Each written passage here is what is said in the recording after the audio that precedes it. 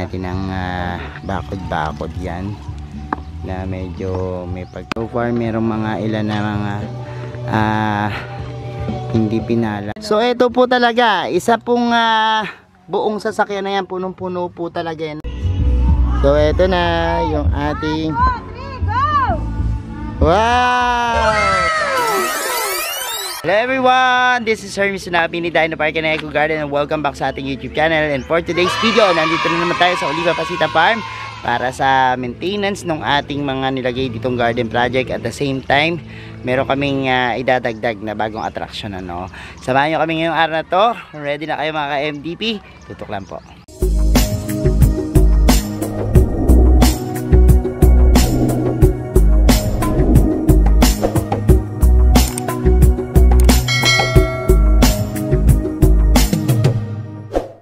And we're back mga ka-MDP. Pakita ko na sa inyo kasi kanina madaling araw dumating na kami dito sa Orbistondo, Pangasinan para sa gayon medyo maaga tayo kasi mamaya tirik na yung araw, mahirap na magtrabaho Pakita ko sa inyo kung ano na yung mga latest dito doon sa mga nag-aabang ng updates dito sa Oliva Pasita Farm. Makikita nyo na po. Tara, ayun na yung ating mga yan kasamahan and tingnan natin kung ano ginagawa nila. So eto na nga po, nandito na kami and ayun yung mga ilalagay namin, mga ginawa namin parang fence lalagay natin yan dito kasi ito parang mini playground dito sa ating garden. So ganyan, lalagyan natin ng bakod-bakod yan na medyo may pagka alam mo yung playground yung mga tapos yan tapos pakita ko sa inyo, update natin dito. Dala kami ng mga iba't iba pang plants, tapos mamaya may padating kami galing Benguet para ilagay. Dala tayo ng mga pebbles and updates dun sa ating lagay ng mga bulaklak. Buhay pa naman sila at talagang nagbukahan na. Kita nyo, ang ganda. Meron lang dito talaga na hindi tayo pinalad na mabuhay yung mga pompoms. May ilan na natira dun sa ating mga pompoms. Yan. Ganda ng pompoms na ito. Ganda sana nga kaya. So tingnan nyo, look, may mga ilan na namatay. So stop muna tayo sa pompoms, pero mga natira dito yan muna. Ano yun? Paso? Pato? Diyan. Mamaya lalagyan din yan ng mga bulaklak. So lalagay tayo ng mga bulaklak pa dun sa ating mga nilalagyan ng gate. And kukain yan din. Ano pa ba yung ating update sa mga succulents?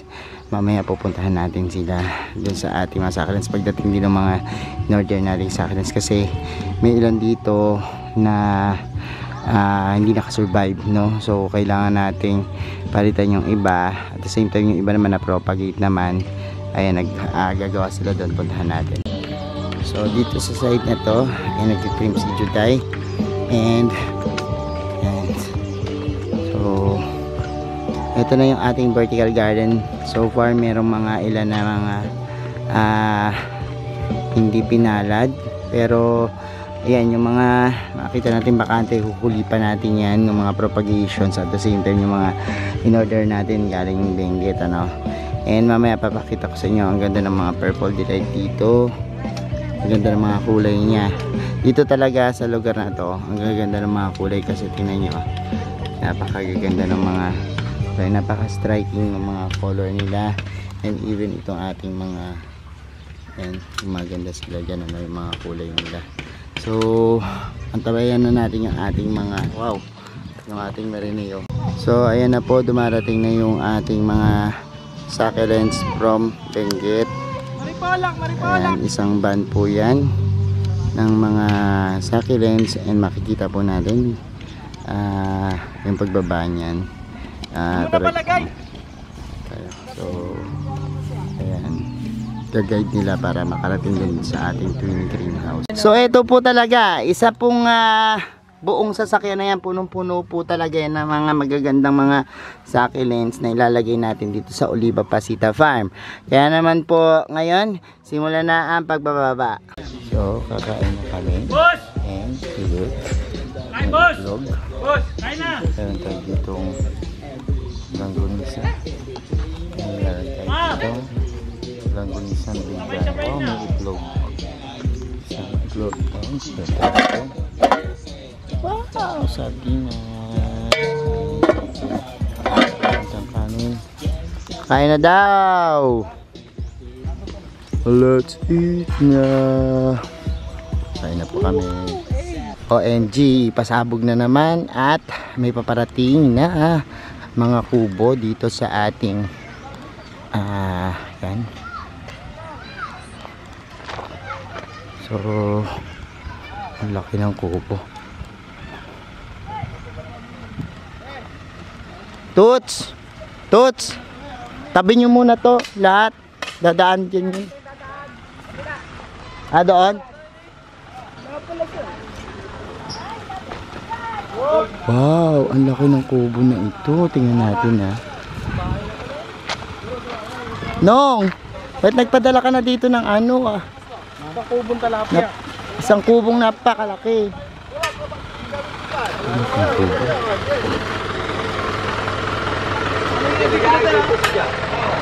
Wow, ang laki ng kubo na ito.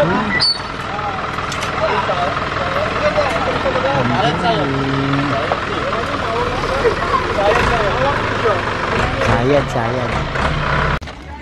May binubuhat na, hindi nila makayanan. Kasi sasago. Grabe, ang laki ng kubo na ito. Dati ang bahay kubo, mapakaliit lang. Ngayon, napakalalaki ng mga bahay kubo.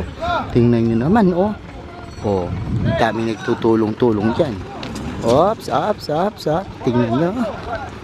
Ang mga bahay kubo. Look. And eto na nga po yung ating si Ate Patani, kung saan siya po ay nag-riripat. Andyan din po si Tita Ising na mukhang tomboy. At ayan si Ate Karina na hindi na makayari. Hindi na maganda. Gaganda ng mga halaman natin. Mamaya pag sa kabuuan papakita ko yan sa inyo. At ayan. Grabe. Gaganda ng ating mga halaman dito sa Oliva Pasita Farm. Ano yung sibuyas? May sibuyas. Bukod ko lang ng tanim. Sige. And pumunta na tayo dito sa side na to. Ito naman ay yan, yung ating balur. Ganun nila ng bakod.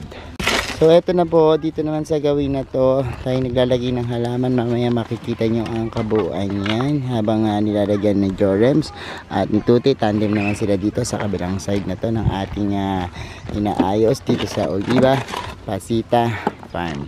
Ayan po, hindi pa kami nakatapos at magagabi na, pero ang daming magaganda. Ayan na mga naripat ng ating mga ibis. Ang gaganda ng mga succulents.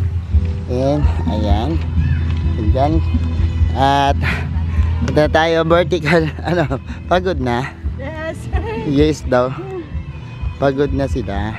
And oh my god, ang vertical garden natin maayos na. And ayan, gagawa pa rin sila ngayon ng vertical path.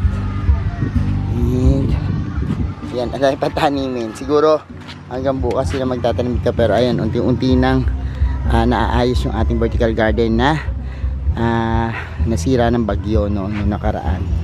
And yan, dito naman yung ating ito, ayusin pa rin to, pambukas siguro to. At ayan, tingnan natin mga nagawa so far. Ayan na po yung ating nalagay na fence. Pambukas pa rin. Hindi pa natapos. And ayan, Biko mga idol. nilagyan na natin ng o ano yan, Biko raw. Biko mga idol. Ganda ng Biko. Tingnan mo, may mani. Ano yun, Mga tingnan. idol.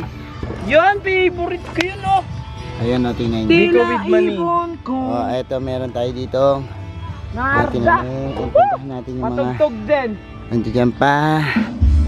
OMG. Yan, napakagaganda ng ating trend. Tapos ito yung ating latest. Nagkakabit ngayon sila ng mga pailaw, ano? Pailaw para dun sa paghahanda sa gabi. No, kasi lalagyan ng ilaw tong Oliva Pasita Farm. And ayan yung nalagyan natin dito. Na pag entrada pa lang ng Oliva Pasita Farm, makikita mo meron na dyan. Yan. And ayan, bukas ko siguro itutuloy dahil magagabi na. Pero tingnan ko kung mapapakita ko pa sa inyo itong pailaw na nilalagay nila dito sa Oliva Pasita Farm. Okay? So eto na yung ating wow! Ayan po yung ating Oliva Pasita Farm. 5 seconds tayo, pwede na reels yun ah. Ayan na.